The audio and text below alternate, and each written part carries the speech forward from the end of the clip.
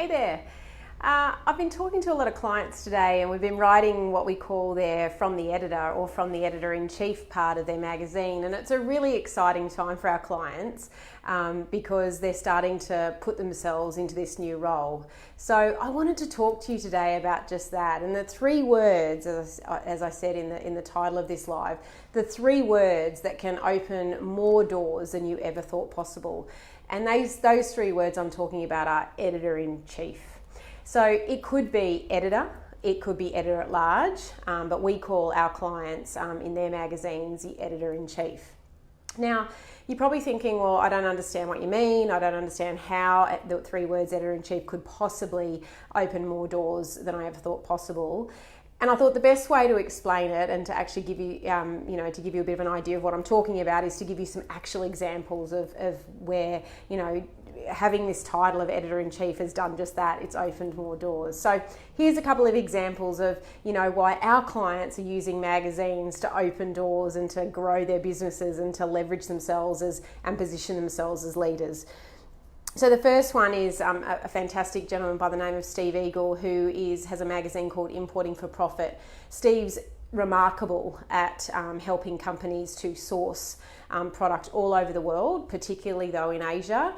He's a master at this, he's exceptional at it, but was in a very noisy and sort of complicated environment where people didn't actually understand what he did. And he was about to go on stage and promote his event, Importing for Profit. So we created a magazine to help him position himself as an authority in that field. So the editor-in-chief title for him firstly positioned him, but what it then allowed him to do was to reach out to people that were previously out of reach for him, that were previously hard to get to, that he would have had a door slammed shut on them.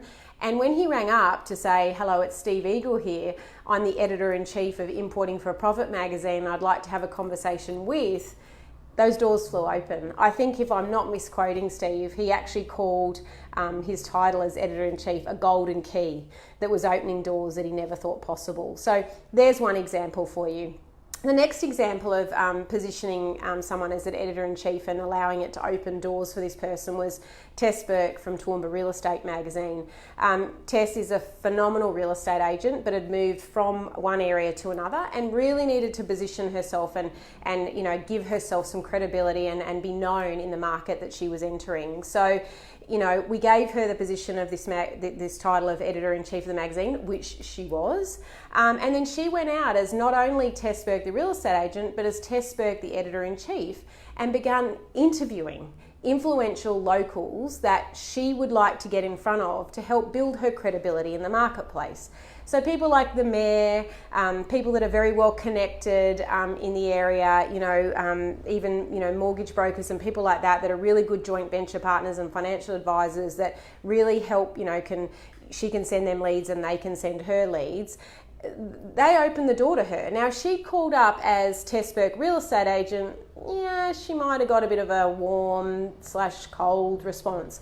But as editor-in-chief of Toowoomba Life magazine, a magazine that was sharing content about the local area and talking about all the great things that people were doing in the area and the great places to eat and the great charities, the doors were flung open for her. And, it's a testament to her and the work that she did in bringing the great contributors into the magazine that she was able to position herself. And there's some really exciting things happening for Tess that are not just, and I can't talk about them just yet, but not just related to her real estate career, and I think the magazine had a large part to do with that in positioning her. So we've got another client who the magazine's not live yet, so I won't give it away, but they're a grower. They own a really large nursery, and we're positioning a magazine for them to position them as leaders in their market.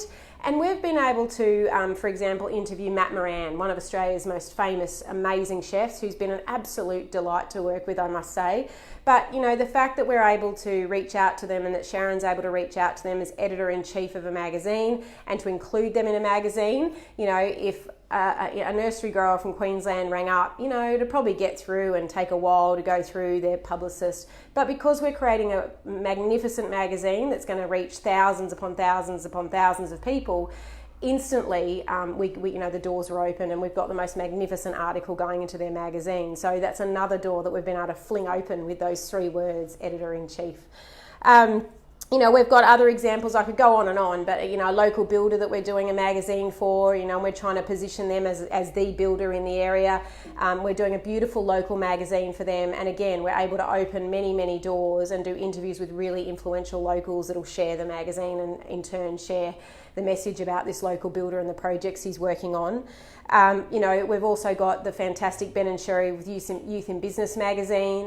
We were able to interview Janine Ellis from Boost Juice because she's such a great mentor for young youth in business, and we were able to have her on the front cover, and that was because we were producing a magazine. So the enormity and the credibility that comes with having a magazine and your title as editor-in-chief is absolutely remarkable, and it's still super exciting, and it's still something that our clients are still getting used to, having this amount of authority.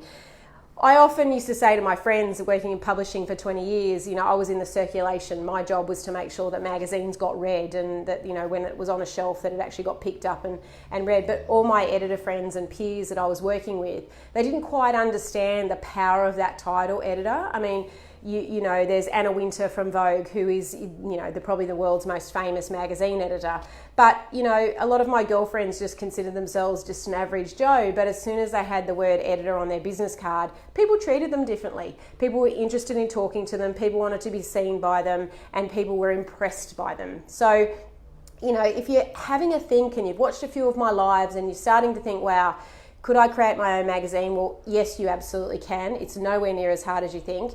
And honestly, the power of putting those 3 words either on your business card or on your LinkedIn profile, and it'll expand. And one of our clients actually, this one here, Believe magazine, in the first issue, we went quite tame with the contributors that we're engaging. In her second issue that's coming out very soon, we're engaging some of the big players in the market, and we've got probably one of the world's most famous people heading on to the front cover. So, it's really about you embracing this title as editor-in-chief and then leveraging that so that you can open lots and lots of doors and use that title as editor-in-chief to position you beside and stand on the shoulders of giants in your marketplace. And someone's racing by to get somewhere in a real hurry. Sorry about that. So, have a think about, what is it that message that you're trying to share with the world? What is it that, you could wrap your brand in? What kind of magazine could you wrap your brand in, or your business, or what you do, or your passion? What sort of magazine could you wrap it in? And what would you be proud to say? What magazine would you be super proud to say